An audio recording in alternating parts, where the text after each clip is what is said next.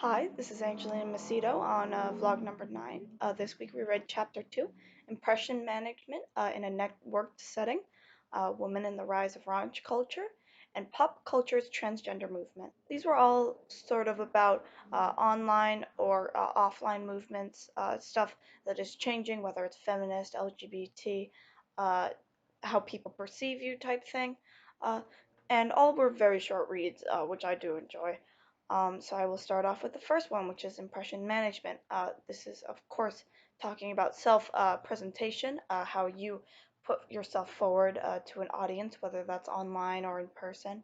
Um, and yeah, I like this one. It was a concept that's pretty easy to understand and something that happened to me recently, which I'll get to in a bit.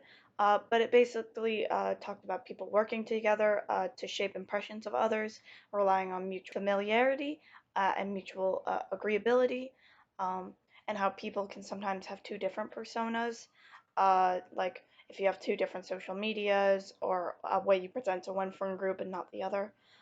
This reminded me of a situation where I was in, where I like to present myself in class as a responsible person who gets work done, laughs, is agreeable, that sort of thing. And we had to put a vote to somebody being in power per se of being a lead for a production. And the other person who I was against was a person who did not put forward the persona that they were responsible or that they turned work on time.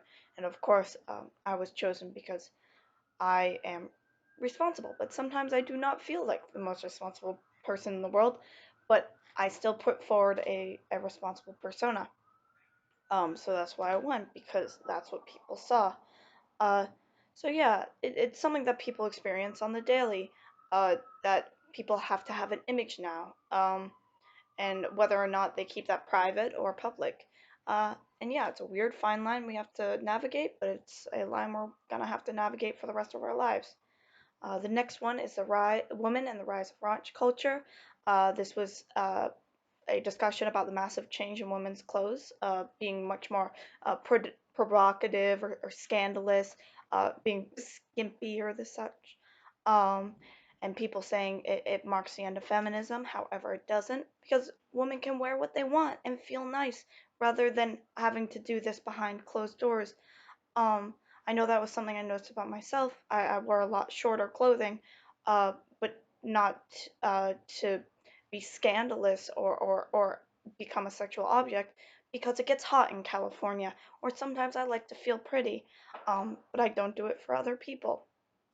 But nowadays, there's a large rise online with more respect given towards sex workers or porn stars, more support given towards their way, and seeing them as actual people rather than objects like they were in the past. And I think that's really cool. I believe, people have the right to do what they want and not be demonized for it. However, there was one thing in here that kind of irked me. They brought up bra burning and how that was such a big deal. However, that's a big misrepresentation of the women's movement, as it was a thing spotlighted to demonize them that would only happen once at the Miss America pageant. That's what it was being protested, um, not like equal pay or equal rights, which the feminist movement was. So yeah, um, that was the only thing. The last thing is pop culture's transgender movement.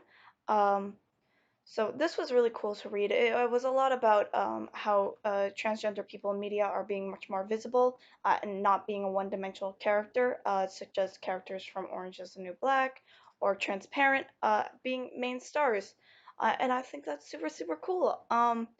There is a large awareness with transgender issues going on, which is being massively increased and largely taken online um, by shows being produced on like Amazon and Netflix.